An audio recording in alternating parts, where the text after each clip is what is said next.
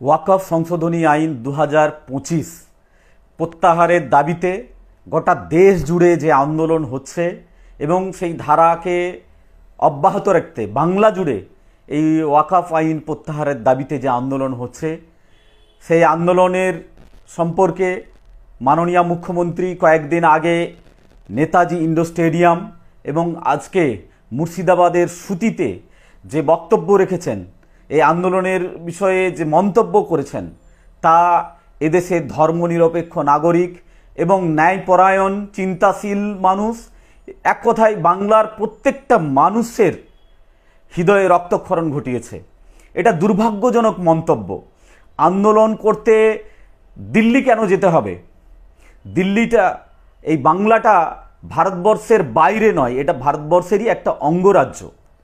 আন্দোলনের ঠিকা শুধু মুখ্যমন্ত্রী একা নিজে নিয়ে নেয়নি। এই আন্দোলনটা শুধু মুখ্যমন্ত্রীর পৈতৃক সম্পত্তি নয় যে আর কেউ আন্দোলন করতে পারবে না। এই যে আন্দোলন হচ্ছে, এই আন্দোলন গোটা দেশ জুড়ে অল ইন্ডিয়া মুসলিম পার্সোনাল ল বোর্ডের নেতৃত্বে গোটা দেশে আন্দোলন হচ্ছে। সে একেবারে কেরালায় হোক, কর্ণাটকে হোক, প্রত্যেকটা রাজ্যে, প্রত্যেকটা শহরে এই আন্দোলন হচ্ছে।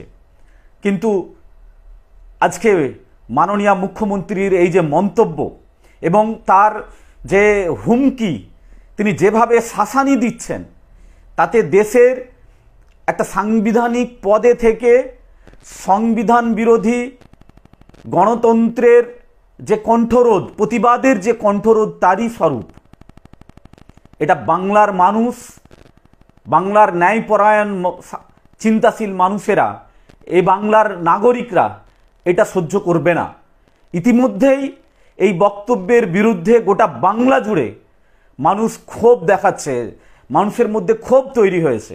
মাননীয় মুখ্যমন্ত্রী তার নিজের ইতিহাস ভুলে গিয়েছেন।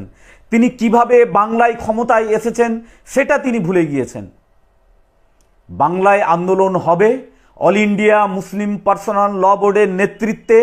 বাংলার কুচবিহার থেকে মেদিনীপুর পর্যন্ত, পাহাড় থেকে সাগর পর্যন্ত গণতান্ত্রিক উপায়ে শান্তিপূর্ণভাবে এই আইন যতক্ষণ না প্রত্যাহার হচ্ছে ততক্ষণ পর্যন্ত এই আন্দোলন চলবে। এই আন্দোলনকে কেউ, এই আন্দোলনের কণ্ঠরোধ কেউ করতে পারবে না। এটা শুধু ওয়াকফ আইন প্রত্যাহারের দাবিতেই আন্দোলন নয়, বরং এই আইন, এটা ইতিমধ্যেই আইনে পরিণত হয়ে গিয়েছে এবং এই আইন দেশের যে সংবিধান, সেই সংবিধানকে আঘাত করছে। তাই সংবিধান বাঁচানোর আন্দোলন, এটা দেশ বাঁচানোর আন্দোলন। এই দেশ বাঁচানো এবং সংবিধান বাঁচানোর আন্দোলনে কেউ প্রতিরোধ করতে পারবে না, একে রুখে দিতে পারবে না, একে দমন করতে পারবে না। এই আন্দোলন, এটা আমাদের শপথ যে আমরা আমাদের সর্বোচ্চ দিয়ে, আমাদের সর্বস্ব দিয়ে এই আইনকে প্রত্যাহার করিয়েই ছাড়ব।